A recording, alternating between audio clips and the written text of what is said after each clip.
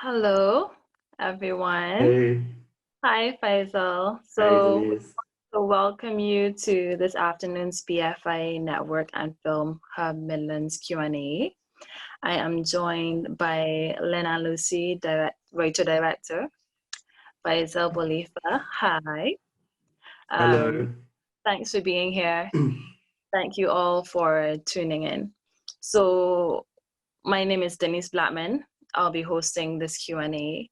I am a Barbadian who's based in Birmingham, and I will be looking out for your questions later on as well. We will be chatting for the first 30 minutes of today's session, and then we will take questions. So just pop them in to the chat as soon as you have them. So, shall we jump right into it, Faisal? Yes, let's go for it. Okay, so I want to ask you questions just to give us background about yourself. Can you tell us what, has been your filmmaking journey so far?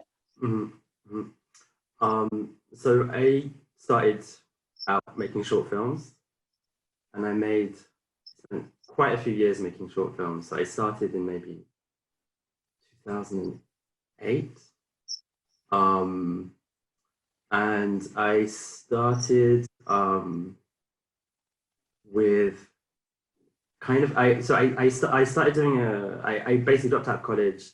I dropped out of university and I wasn't sure what I was doing. And I started an evening course in 16mm filmmaking, which was it was very low commitment. It was one evening a week. But that's where I first started thinking about the idea of making films.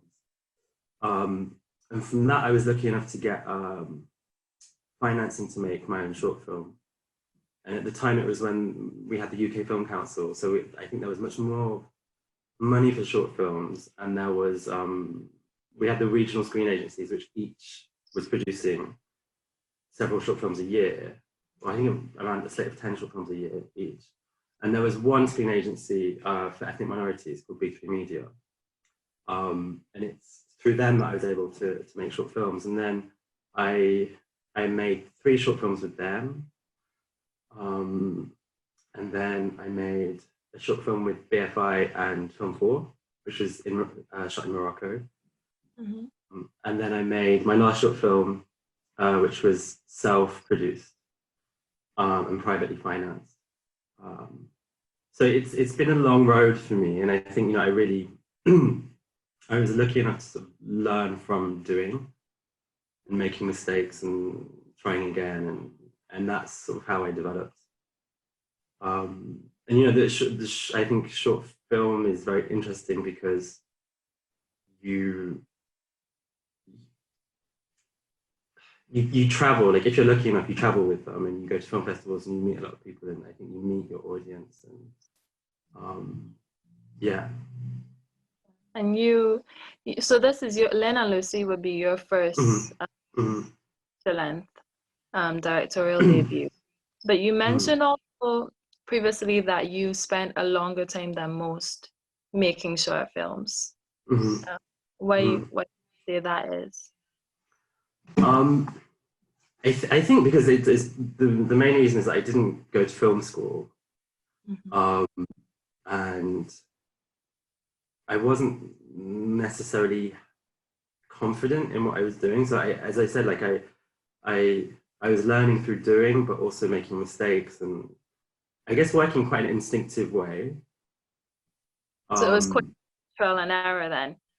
I think so. I think so. Like it was my last 2 short films out of maybe 7 or 8 that really I felt okay. Like I feel kind of reasonably in control of what I'm doing. I'm reasonably happy Mm-hmm. with them. And the other thing was, I guess, just making that transition from short films to feature films was very difficult for me. And um, I had many projects which I had started and I had developed, which didn't get made before getting the chance to make Lynn Lucy. And I think that's also to do with learning to write, because I think writing a short film and writing a feature film are 2 very different things. But I think I was always quite sure that I wanted to write my own material. So I think those years in between a lot of it was just spent like writing stuff and then throwing it out and then starting again, and we're just really trying to get a sense of the form and trying to understand what it is to write, and you know, wanting to kind of feel like I was in control of that. Mm-hmm. And when you got to the point where you felt like you were ready to go longer, you jumped into the feature film circuit. How did that you? It didn't happen exactly like that. So, you know, I think, you know, I had quite a few disappointments, you know, and I think there was this idea, like, because the film that I shot in Morocco, The Cars, it was in Director's Fortnight in Cannes, and it won a prize there. And from that point on, people were like, oh, okay, you're going to make your feature, it's going to be easy, like, you're ready now. And it really wasn't the case at all. Like, after that point, I still maybe developed 3 different projects which didn't get made, which I abandoned. And that was painful, like, in many ways. It's hard. I think most filmmakers go through this process. I mean, I'm pretty sure all filmmakers go through this process, but I think the first times it's difficult when, you know, you spend 2 years of your life writing something and you arrive at a point where, as painful as it is, you have to say to yourself, okay, I'm letting it go, it's not working. But through that you learn a lot. And I think, again, it's because I'm not really trained in it anyway, and I often work instinctively. I think it's through kind of failure that I learn. And so after that point, I started developing. I was like, okay, I'm not going to put all of my eggs in one basket again. I've done that too many times. So I started developing several projects. One of which is in Morocco, for example. Which is a genre film, and the third one was Lynn Lucy. And I think I kind of stopped having any expectation. I was like, okay, I'm just gonna go with these and see what happens. And then it was Lynn Lucy that got financed. And I think partly it was because it was quite contained as a story, and it had this very clear dramatic arc. So I think that helped kind of the development process go more smoothly. Okay. And Lynn and Lucy, you mentioned the word travails. With regards to that, you had a... Sorry, what word? Sorry, you just cut out the important part. Sorry? You had some challenges. Yes. While making what did you... Well, I mean, I know you said you didn't know what to expect going in, but what greeted you on the other side? What type of stuff did you go through? In the making of the film? In the making of the film. And this could be from pre-production all the way to the final stage. So I think the development, I would say, went really well. And I think there's a few reasons, like we were developing the script mostly with BBC Films, and they had just changed. So Rose Garnett had just arrived, and they were really changing their remit, and they were really looking for, I think, riskier material. And so that timing was really lucky. And Eva Yates was the development executive who was kind of developing the script with us. And I think, you know, they really brought kind of a freshness and an open-mindedness to that process. So the development was really surprisingly smooth. And I suppose the first major hurdle was the casting. Right. Because I was, you know, this is a working class story, and it's, you know, I really wanted that to ring true, that kind of life and that kind of place. I wanted that to feel authentic. So I was very demanding, I think, in terms of the casting, especially for the 2 leads. At the same time, it's quite a dramatic story, right? So like it has these big emotions. So it's not obvious material for non-professionals either. So even though I'd worked with non-professionals through all my short films, so we kind of started, me and the casting director, Lara Mannering, we kind of went in open-minded, looking at professionals and meeting people who've never acted before, people whose lives resembled that of Lynn and Lucy, and I quite quickly realized that the actors weren't. I wanted the characters to kind of be able to be quite simply. I didn't want there to be this huge kind of psychological process of becoming working class or representing working class, or finding the gesture which is working class. I wanted it to be just for that not to be necessary. So then I realized it was going to be non-professionals, which has made my life very hard.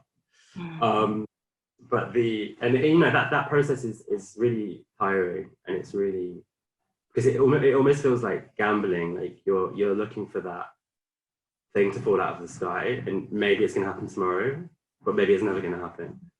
Yeah. And that's hard. So the process became much longer than it was expected to be. So that that had big budget implications, and that was really hard. And then we found Roxanne, who plays Lynn, and she was really, we were very excited. It was very clear from the beginning she was talented. And then we realized with Lucy, like having what we realized about the character of Lucy is that she veers to extremes. So she has fewer scenes, but in those scenes she's going from extremes of emotion or behavior, and it's very hard to demand that of a non-professional. Mm-hmm. With Lynn, I was aware that Roxanne could go through that whole journey because she was in every scene. She could really experience the scene, but to ask someone to come and say, okay, now you're going to cry and scream and like get thrown out. But it's so then we realized actually it wasn't working. It was maybe too much to ask from someone who'd never acted before. So then we sort of restarted the whole process of looking for actresses. Right. And then that presented this.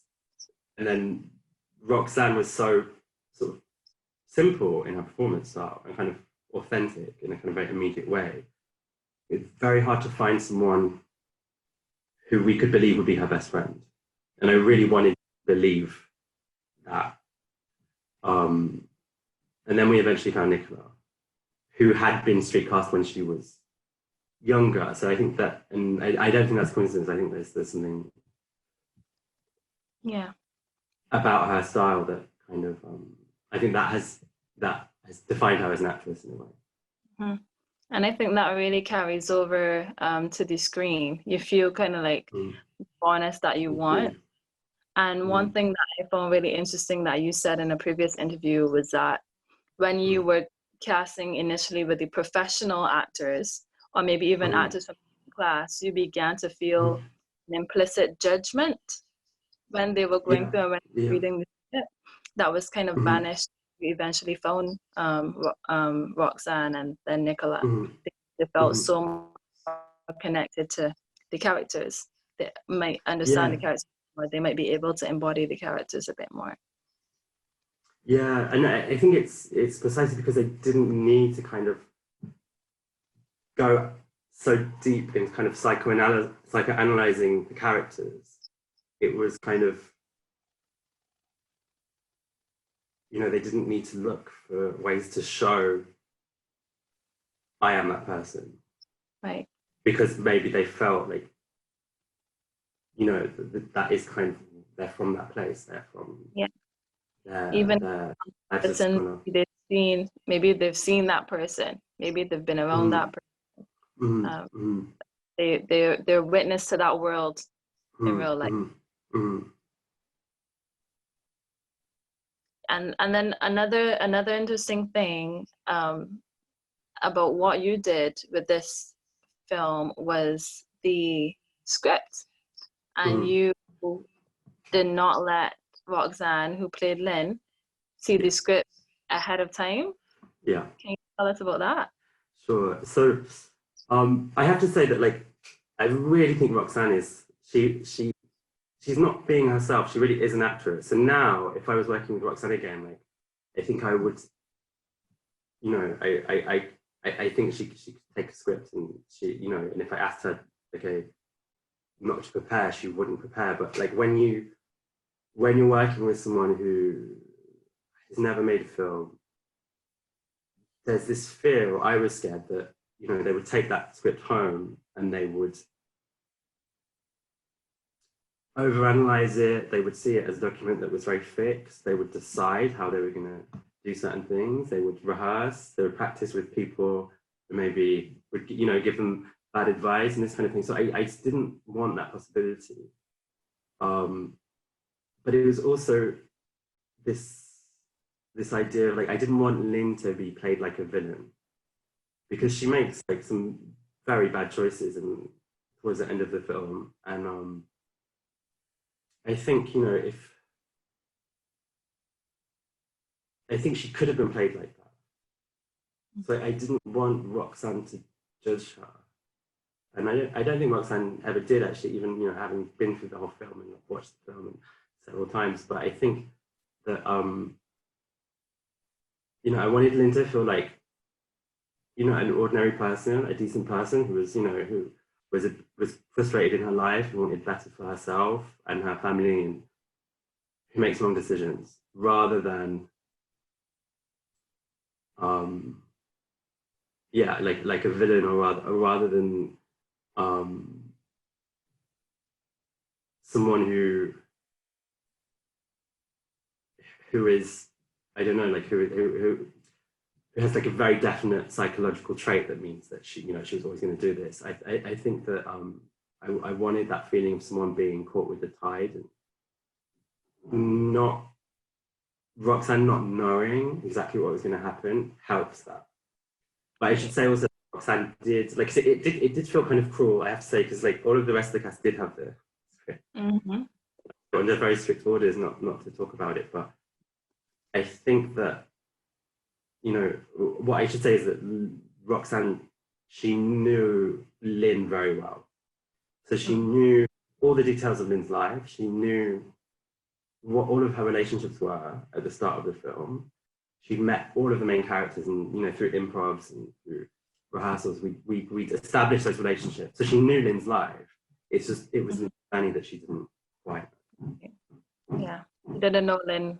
She didn't know where Lynn was going. She was surprised by, Roxanne was surprised by life just as Lynn was. Yeah, exactly. And was that the first time that you had done that with one of your films? Is this the first time?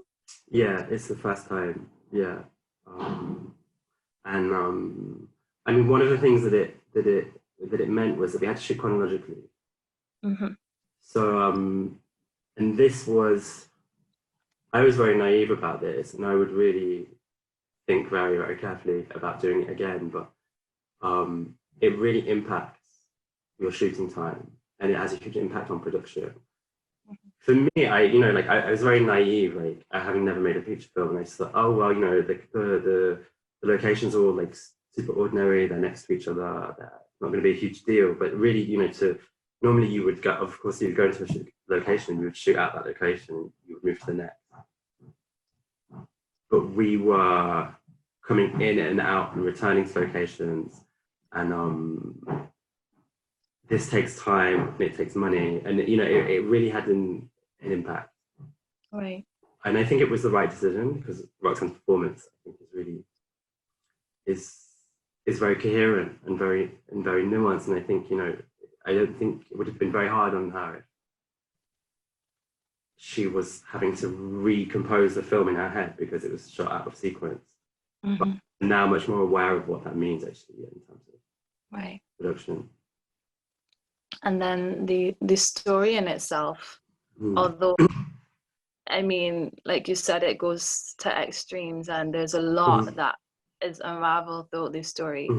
The final product is still around 80-something minutes.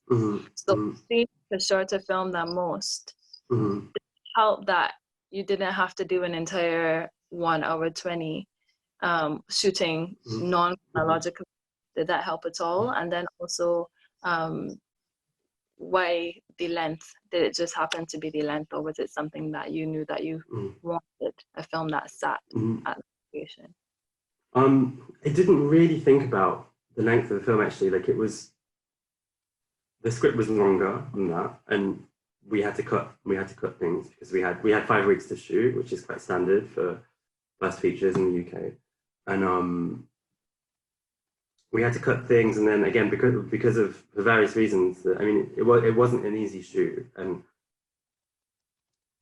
for various reasons, such as the kind of shooting chronologically, we didn't have like huge amounts of material. So I think the film really found its kind of rhythm in the editing, and it felt like there was something quite direct and kind of I don't know how to describe it, but it's like there's something very stark about the film. It kind of presents you with the events, and it doesn't necessarily linger, and it doesn't necessarily explain, tell you how to think or feel about that. So this it's quite unromantic. It's quite unromantic in that sense. Yeah, and so that kind of lends itself to something quite a sharply, tightly edited film. And of course, it takes place in a very sort of enclosed space. So it felt like the kind of something sharp and short, but hopefully that makes an impact was the way to go in that edit. And like it's not, I suppose I think that from the material that we had, that was the correct way. But I suppose when I was writing, I did imagine having slightly more texture of their lives and slightly more breathing space. But I think in the edit, we really felt like actually it's this moral element, it's this kind of element that's like a morality play, that it's a tragedy, and it's this sense that it's almost like once it starts going wrong, you kind of see where it's going, and it's like a car crash that you can't stop from happening. And it just felt like that kind of forward thrust of the edit felt like it was expressive of that kind of tragedy. Yeah. And then with regards to shooting with a first-time actor like Roxanne, another thing that is noteworthy is your aspect ratio for the film, which is done the Academy ratio. And I wanted you to explain a bit more about why you chose that for this particular film, the challenges that I had when, as it applies to working with first-time actors and that type of thing. Yeah, so I think the aspect ratio, I was aware that in the spaces that we were looking at and in that kind of world, there's this like boxiness and this kind of enclosedness to the spaces that felt like it was the aspect ratio replicated. And there was also this idea that if you take a widescreen ratio, there's this kind of like almost like a kind of emptiness. It's like this austerity in the environment. And it felt like if it was gonna be in widescreen, we would be like trying to fill that frame or trying to make it pretty or trying to like make it poetic. And it didn't feel relevant. It felt to me like more interesting to embrace a kind of slightly brutalist element in the lives of the characters and in the architecture. And also, it's of course a really nice ratio for close-ups. We knew the close-ups were going to be very important. So this is why we decided on the ratio. And in terms of working with the actors, I hadn't anticipated how restrictive it would be. And so it looks very simple, but the reality is, when you're shooting like that, the actor takes one step to their left and they're completely out of frame. And so it's very restrictive. And that was kind of not necessarily an easy marriage with non-professional actors. So it was a learning experience for me. Like it was something that, I think the result has its kind of its own kind of slightly odd vibe, which works in the film and kind of it has an intensity, but it was very restricted and it was quite time consuming because the composing that frame, as simple as it seems, was quite complicated. And so now I'm thinking about, you know, how to like just at what point you control the image. And I'm just more aware of this, the knock-on effect on the actors. Tension between the actors and their freedom and wanting to have control of the image. Okay. Yeah. So you mentioned, I'm just gonna shoot 30 seconds. Okay. Okay. While Fyzal steps out, just a reminder to throw your questions into the Q&A box. If you have anything that we spoke about so far or anything that you that we haven't. And also the film is available on BFI Player, Lynn and Lucy. Hopefully, if you haven't seen it yet, you can see it soon. Welcome back. Sorry, I realized my laptop wasn't plugged in and was about to die. Oh, okay, that's fine. So yeah, we were talking about the difficulties with well, not difficulties, but the challenges that you overcame with regards to the framing. We spoke earlier about the potential challenges with casting, which you obviously conquered. But what were some other challenges that face you on set, if any? So it was I guess like one of the things that I realized was like not having been to film school and not, you know, a lot of people who had made short films for as long as I had, I think they maybe would have done other things, like they would have shot adverts or maybe TV and this kind of thing. And I never did any of that. So I was really always super focused on like writing the feature film and like, you know, figuring out like how to write. And I think that, you know, I felt that lack of experience on the sets. I've only ever been on my own film sets and they were always very small. And then suddenly it was like, it was much bigger and you have a more brutal schedule. And it just feels like, you know, it's completely out of your control actually. It's like this beast which is moving and there's no way that you can stop it. And I think that again, like one of the things that I've learned is that, and I think we made a lot of decisions, or a lot of decisions were made that were kind of, they were made because that's how you make a film, right? Like that's the convention. You need this person, you need to do this, you need to do it like this because that's how you make a film. And I think, you know, what I would be more aware of is trying to reconfigure that shoot and that team for my intentions, if you see what I mean. Like I felt like a smaller team would have suited me better and would have suited the film better. And I think these are all things, it's very hard to understand them and to have that kind of reflection without having like gone through them. But I think that it was hard for me working with such a big team and feeling kind of a bit like I don't know, like if I think the film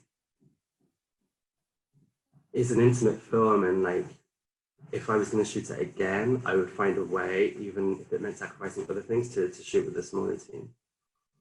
Okay. Thank you for that. So I want to jump over to the questions now, if that's okay with you.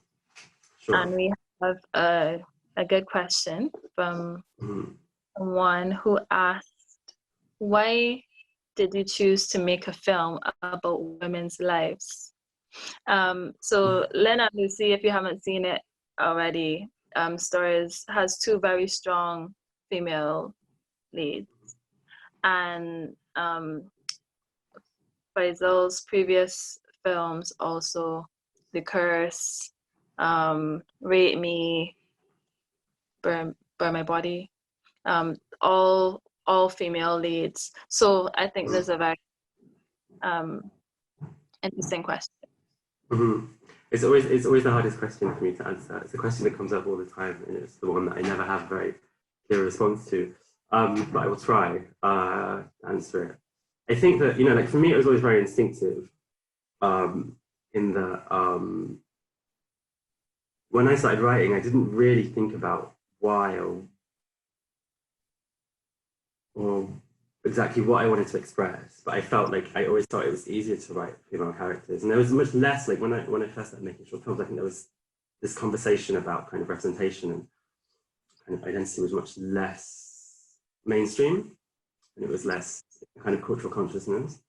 So it developed like that, and if I had to say why, it's kind of hard without psychoanalyzing myself too much. But you know, I think that for me, like, I like that distance between me and my characters in a way. Maybe I don't know, like, on some level, maybe it makes me feel safer. And like when I first started writing, like I was, you know, it's not. I don't come from a family where like people are creative. It was very like it's kind of like embarrassing and like awkward for me. So I think that distance helps me. And one of the things I have noticed is like as I become more confident as a writer, like I am like, for example, the project that I'm working on now has male characters turns around male characters much more and gay characters, and so I think it's changing. So it's partly because of that, but I also think about it in terms of like you know, I think gay men have very often, like if you look through the history of art in all sorts of art forms, they've identified through the kind of otherness of female experience.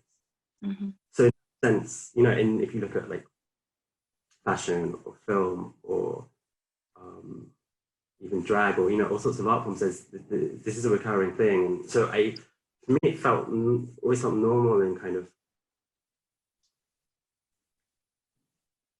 yeah, somehow related to that. And then with this particular film, I would also say that, you know, it was inspired by something that I read about a sort of similar story happening. And it felt like this story would always happen between women because there was something about this idea of motherhood, and the idea of the bad mother, and this kind of vilification, and you know, almost like there's something considered unnatural about a bad mother that really kind of provokes a really strong reaction that kind of awakens the mob. Yeah. And for that reason, it really felt like it was always going to be a film to talk about this kind of story and that kind of environment. It was always going to be a film that turned around women. Mm-hmm. Okay. I'm gonna skip to some other questions just so that they don't get left unread. Mm-hmm. We have one here. How did you find your producing partners? Mm-hmm. So I had written a treatment for Lynn Lucy, and my agent set up several meetings. And I think that with different producers, and I think those producers were already aware of me because of my short films. So it really happened through that. And I met several, and I think, you know, what Camilla really showed was just this kind of enthusiasm for this story at this time. Whereas a lot of the other producers, I felt like sometimes there's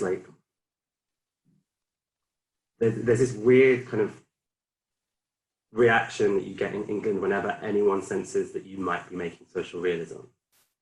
It's like, right. It's a weird thing, like, okay, no one wants that anymore. Oh, okay, no, like that's going to be depressing, or oh, it's a depressing film, for sure.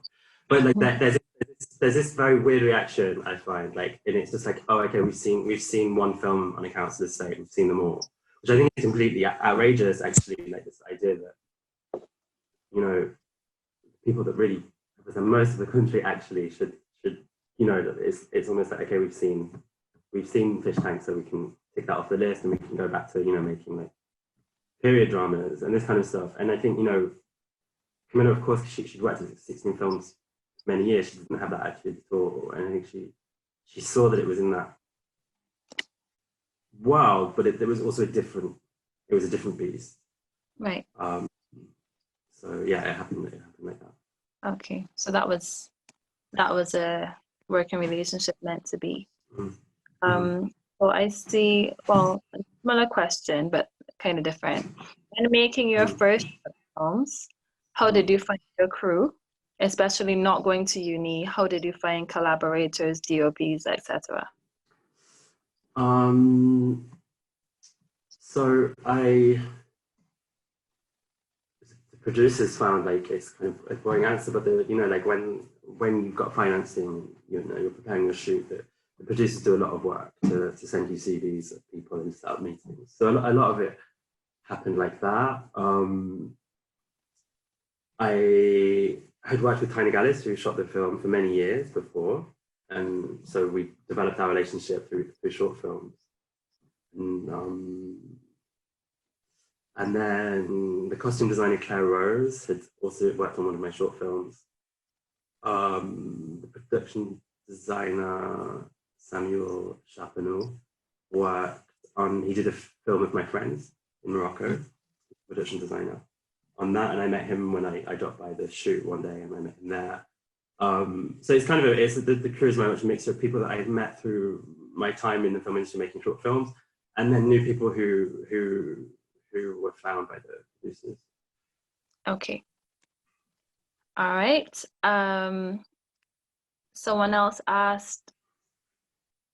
was asking about the casting, which we spoke, but they also asked, do you always work with a casting director? Do I always work? It's a very different thing. Actually, the casting process making a feature was very different from the short films, because with the short films, we did have people working on casting, but it was kind of I was necessarily much more involved. And I think, it's the first time that I've worked with, on the feature film, that I've worked with an established casting director with their own agency who approached it in a very methodical, professional way, I would say, which was really nice.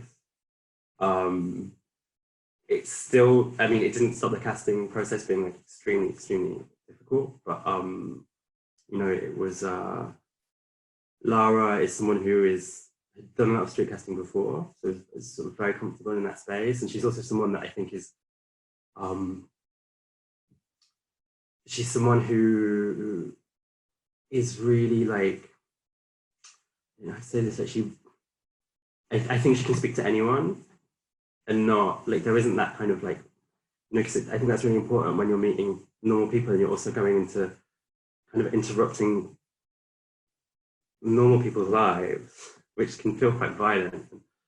And I think she's someone that can really just be very open-minded and can speak to anyone and make them comfortable. And that was really a really important trait that she had. But yeah, so it was an interesting experience for me, because there was a lot of it, whereas, I mean, until it got really hard and we were up against time, there was a lot of it that was so comfortable, just to be able to receive so many propositions and so many videos in such a kind of organized way was very new. Okay, thank you for that. We have another question from Hugh. What is your relationship to storyboarding, especially with your short films, and how has this changed over time? Or does it change from project to project? Interesting question. So I've always been a storyboarder, I would say. And I would say, for example, like a short film like The Curse was storyboarded from beginning to end, and resembles quite a lot the storyboard, actually, I would say, the final film. And then for Lynn and Lucy, we storyboarded a good part of the film, but it's made me completely question the process actually of storyboarding. So now I'm kind of like storyboard agnostic. I'm not sure if it's necessarily the best approach. It's like one of the things I think. I think there's just this danger that you go in with such a fixed idea that you miss kind of the obvious and stronger idea that's kind of staring you in the face on set. And I think that some of the, in Lynn Lucy, I would say some of the kind of things that were very heavily storyboarded, maybe like I was trying too hard to impose a style, and so you feel it more. And I think if you watch the film, you can kind of see that, like, I think at the beginning, like, there's like formalism, which is sometimes a bit too pronounced. It can feel slightly strange. And like, because we shot chronologically, so as we progress, you can feel like the film, we kind of shot more in a simpler way in many ways. But it still has this kind of austerity to it, and this kind of, it's still kind of very composed, but it's a bit less disruptive to the story. And I think it works better, actually, this kind of slightly more organic way of shooting. So I'm really in the process of like thinking about that. So I don't know, like, I think it does depend on the project. But if I was going to shoot Lynn Lucy again, I maybe wouldn't storyboard. Okay. We have a question from Catherine, who says, congratulations on this film. What and who are your influences? I noticed the Fear Eats the Soul poster in the background. Yes, Fassbinder is a big influence, as you can see, and I think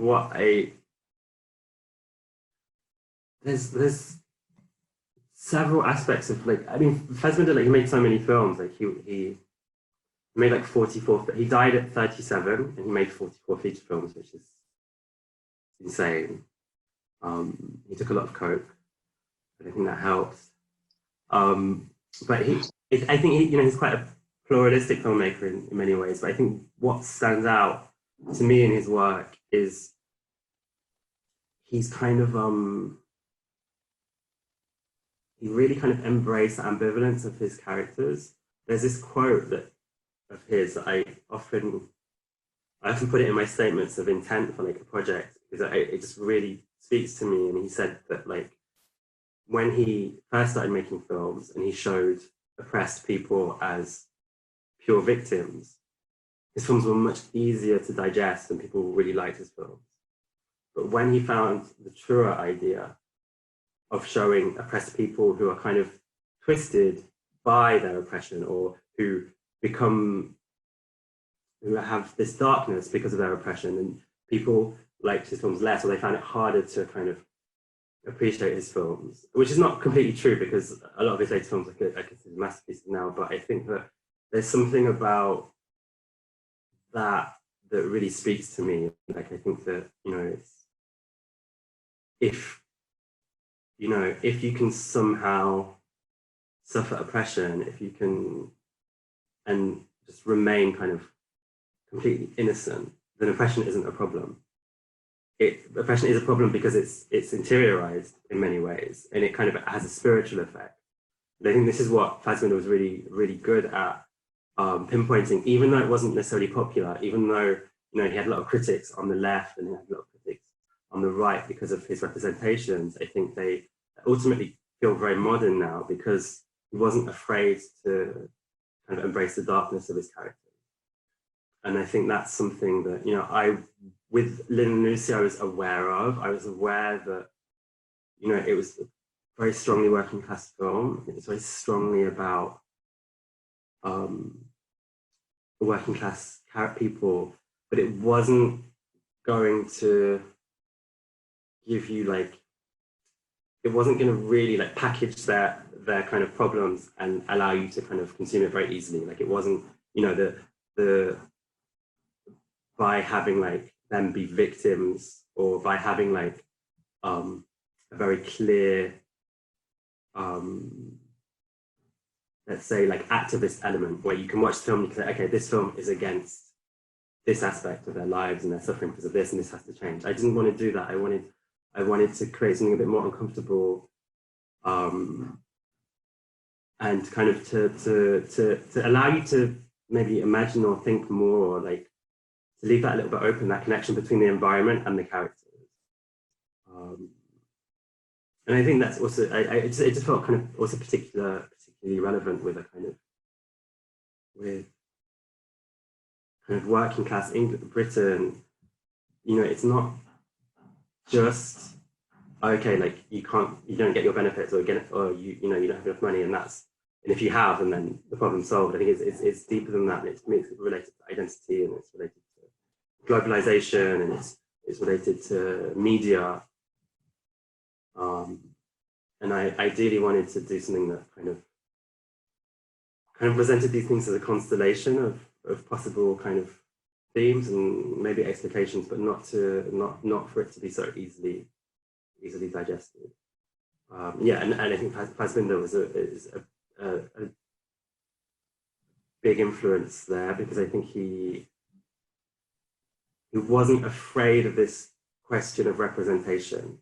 It's not because you show someone doing something bad that you're inhuman. Do you know what I mean? Like it's because you take seriously the spiritual effect of that environment, and you want to know why.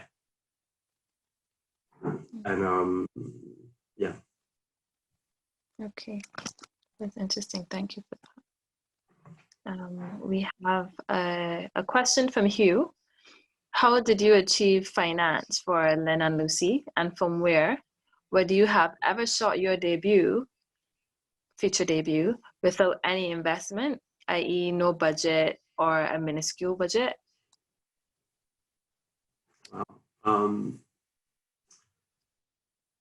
So the financing came from BBC Films, and so half of the money came from BBC Films, and it was developed with them.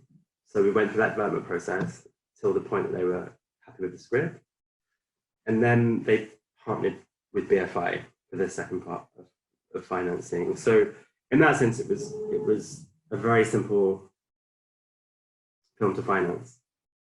And we had a little bit of money from the sales agent who came on board before.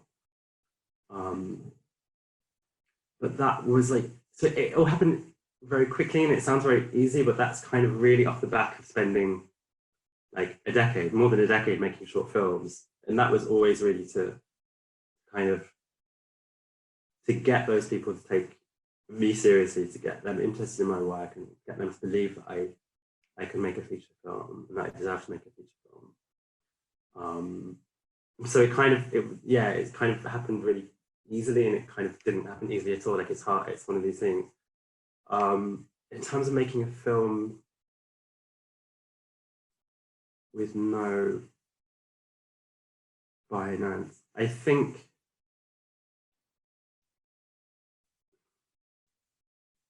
it's, for me, it's,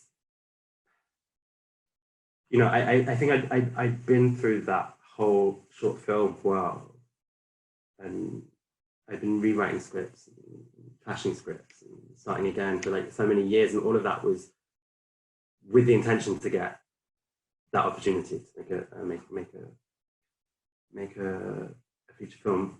So it's hard for me to imagine sort of going through that and then deciding that, okay, actually I'm just gonna make a film for no money. But you know, if I was right at the beginning again, like if I was just starting, I think it's interesting, because sometimes you just have to, I'm not sure if waiting for other people to say yes is always the best idea.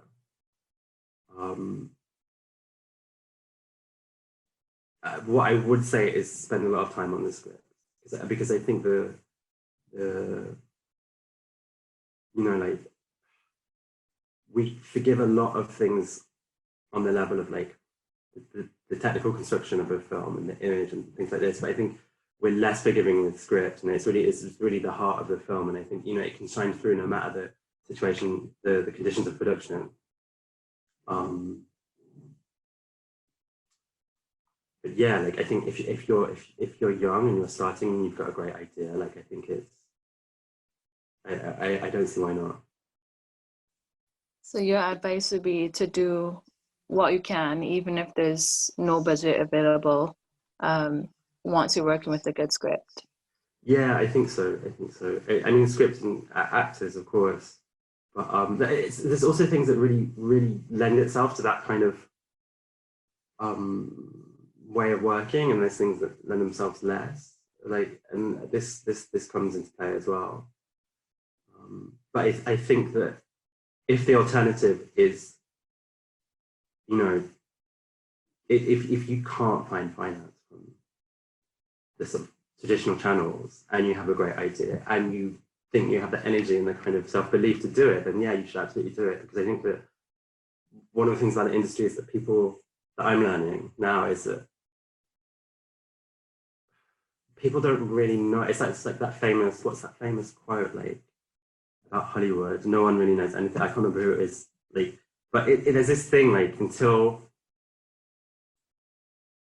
people can be amazingly unimaginative, and something on paper they will be certain it's never going to work, and they can have a completely different reaction to once they see the finished film.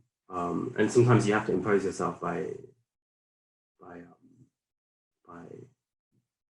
making stuff. So like, for example, like I made The Cast, which was a fully financed short film, and you know that did very well in festivals. And then, you know, as I said earlier, like everyone was like, okay, it's gonna be so easy for you to make your feature film, you can be able to make what you want, blah, blah, blah. And it wasn't like that at all.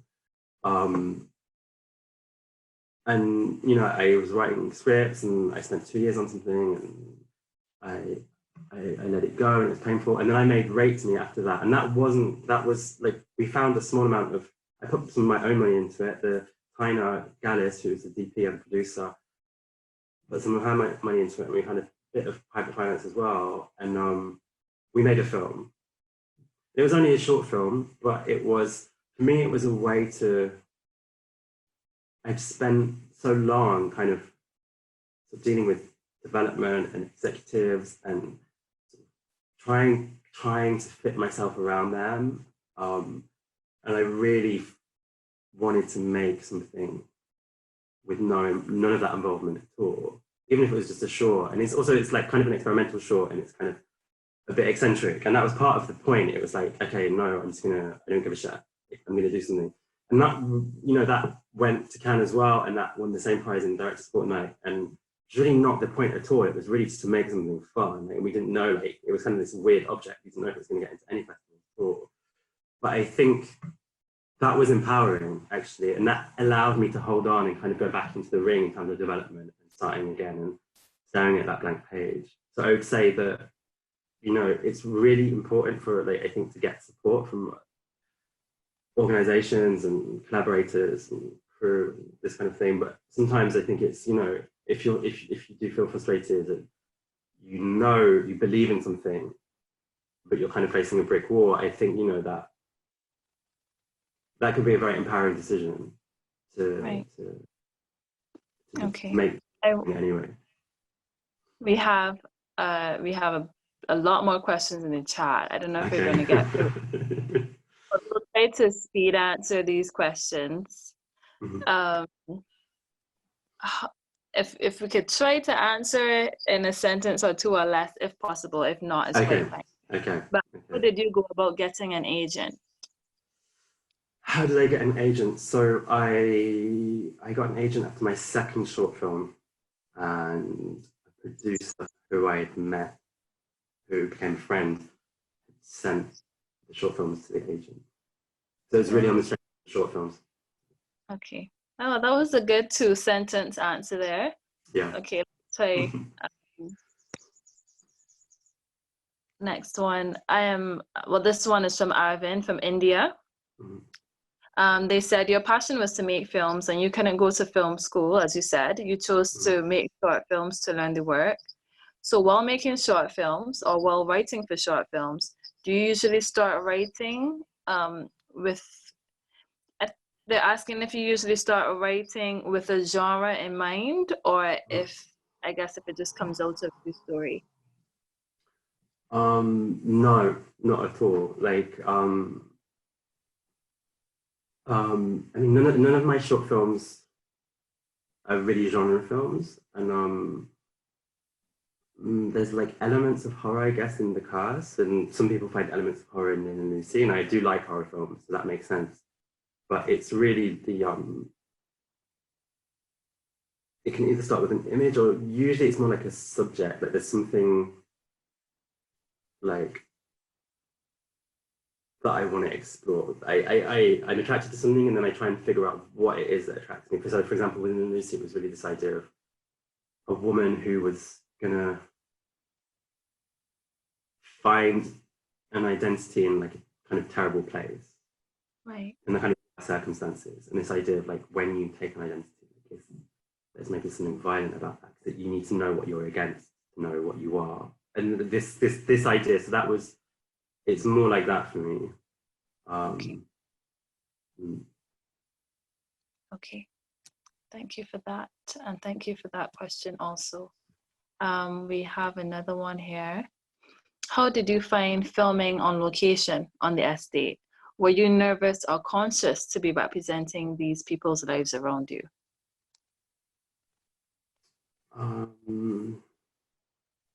Was I nervous?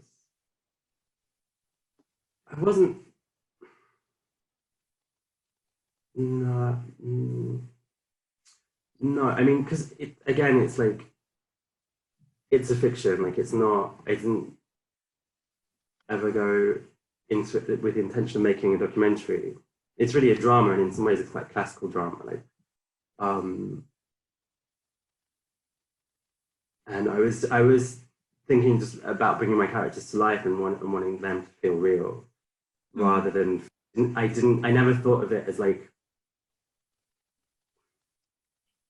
it was describing a world which exists, but it's not like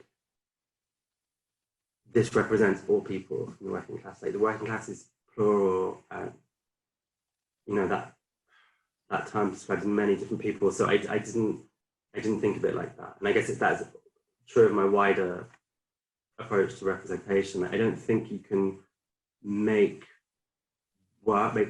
films for people who are going to be like stupid enough to watch it and think, okay, so that everyone from that demographic is like that. It's not the.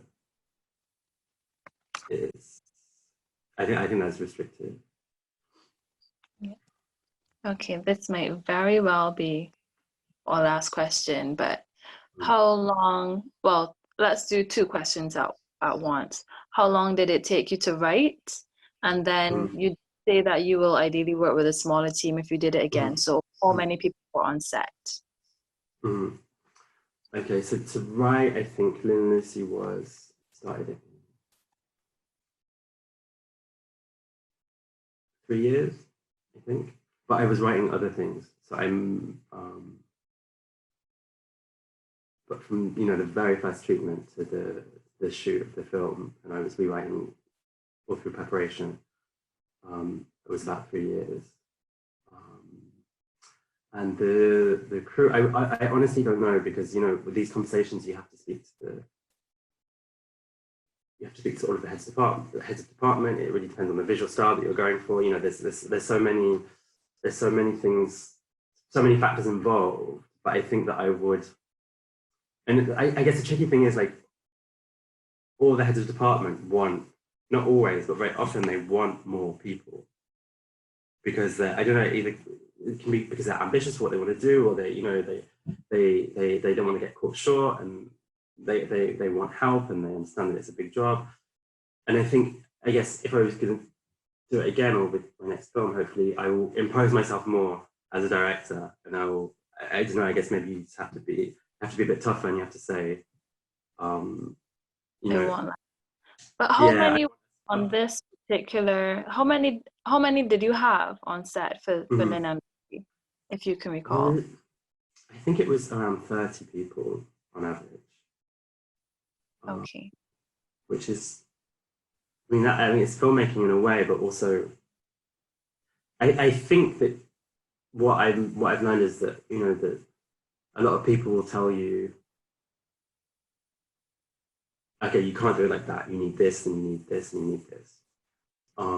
Which is sometimes true, but sometimes it's also just actually someone speaking about their own experience and what they've worked on until now. And so I think you have to, maybe it's important to question that. But of course, you know, that always has an impact on the final product. So, you know, if you have fewer people in the camera department, then maybe you have less control of the image. But I'm much more thinking these days about, actually, is that such a bad thing? And maybe just learning to work with certain constraints in order to kind of have maybe a more fluid process or a more intimate working space. Okay. I think that wraps up our questions for now. So to follow up on what you're doing now, hopefully people can reach out to you online, or get in touch with the BFI network or Film Hub Midlands to try to, you know, pass those questions along. But I really thank you for being here. I really enjoyed your presentation, and I want to thank the BFI network and Film Hub Midlands also for organizing this Q&A with you. Thanks everybody for your questions and for tuning in. Thank you. And we'll see you again soon. Thank you, Fyzal. Thank you. Bye-bye.